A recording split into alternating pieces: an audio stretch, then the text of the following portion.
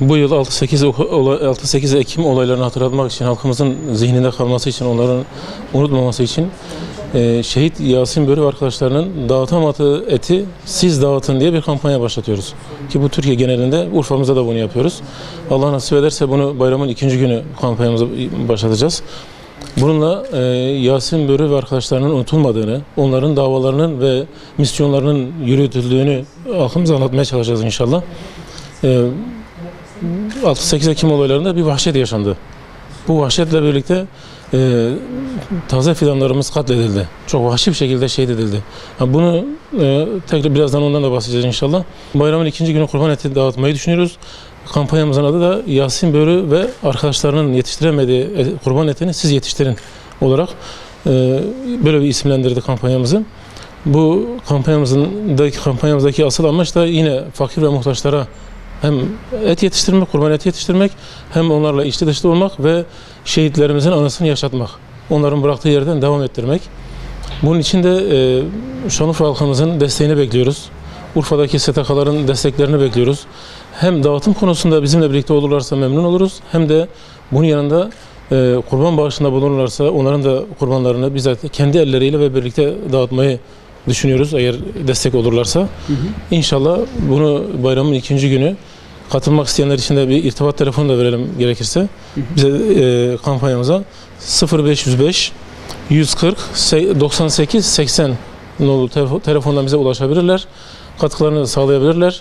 Aynı zamanda nasıl hareket edeceğimizi konusunda bilgi alabilirler. Biz yine buradan tekrar bir hatırlatma yapayım. Bayramın 2. günü Eyüpiye'de, Eyüp Peygamber Camisi'nin arkasındaki kurban kesim alanında toplanarak kurbanlarımızı kesip orada bizimle birlikte olacak halkımızla birlikte Urfa'yı 3 bölgeye böldük. O 3 bölgeye dağılacak şekilde arkadaşlarımızla birlikte herkes şehrin farklı yerlerine gidecek. Fakir ve muhtaç ailelere şehit Yasin Börü ve arkadaşlarının yetiştiremediği kurban etini yetiştirmeye çalışacak inşallah. STK'ları arkadaşlarımız ziyaret etti. Onların da kampanyada yer almaları için. Sağ olsun Urfa'daki STK'larımızın birçoğu, ziyaret ettiklerimizin hemen hemen birçoğu bize destek verdiler. Yanınızda olacağımızı, bizle birlikte kendi arkadaşlarını, üyelerini göndereceklerini söylediler. Bazı arkadaşlarımız, bazı STK'larımız kurbanlarını Diyarbakır'da kesilmek üzere bize bağışladılar. Allah onlardan hepsinden razı olsun, sizlerden de.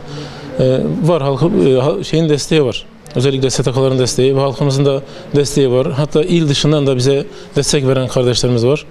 Bunların hepsinden Allah razı olsun. Sizin aracınızda onlara da teşekkür ediyoruz. Evet. Bayramın 3. günü de Allah nasip ederse dergahta bulunan Hasanpaşa Camisi'nin yan bahçesinde sabah 9'dan akşam 6'ya kadar, akşam 18'e kadar sürecek bir resim sergimiz olacak.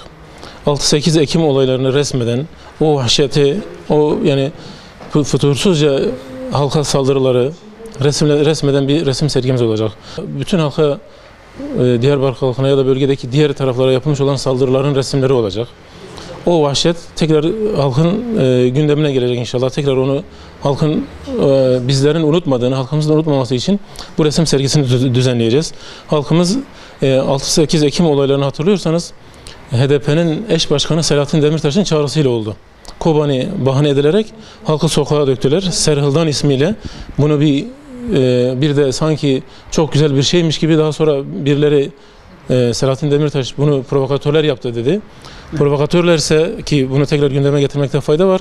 Madem provokatörlerdi, bu şehit Yasin Börü ve arkadaşlarını şehit edenler, o zalimliği yapan, çok alçaklığı yapanlar yakalanıp gözaltına alındıklarında HDP'nin avukatları onları üstlendi. Onları savundular. Demek ki HDP'nin bünyesinde provokatörler var. Bunları bağrılarında barındırıyorlar. Yeri geldiği zaman da provokatör diye halka yutturmaya çalışıyorlar. Biz bunun takipçisiyiz ve Yasin Börü aynı zamanda hukuk da bu şekilde düzgün işlemiyor o Yasin Börü arkadaşların olayında. Çünkü şu an hepsi bırakıldı. Yani bu vahşeti yapanların hepsi bırakıldı. Bunun yanında tabii sadece Diyarbakır'da değil, yani bölgenin birçok yerinde, Urfa'mızda da yani bazı mağazalar yakıldı, yani araçlar yakıldı. Bu yani çok fazla olmasa da bizim kendi şehrimizde de o vahşet hissedildi. Fakat Diyarbakır ve çevresinde çok daha ağır bir şekilde hissedildi. Şurada kısaca bahsetmek gerekirse 6-8 Ekim olaylarının devamı sayılan mesela 27 Aralık'ta Cizre'de de çok vahşice bir saldırı oldu. 8-9 saat boyunca yine HDP ve PKK yandaşları oradaki bizim üyelerimize yine bize bağlı olan, Peygamber sayfalarına bağlı olan bir derneğin üyelerine 8-9 saat boyunca saldırı yaptılar. Bunun yanında ne vali buna tepki gösterdi, ne oradaki askeriye çok yakın olmasına rağmen hiç kimse tepki göstermedi. Buradan yine de onları yeniden kınıyoruz. Sergimizde de aslında işte yani bunları hatırlatmaktır tekrar. Onları gündeme getirmektir. Halkımızın bunları unutmadığını belirtmektir. Allah razı olsun.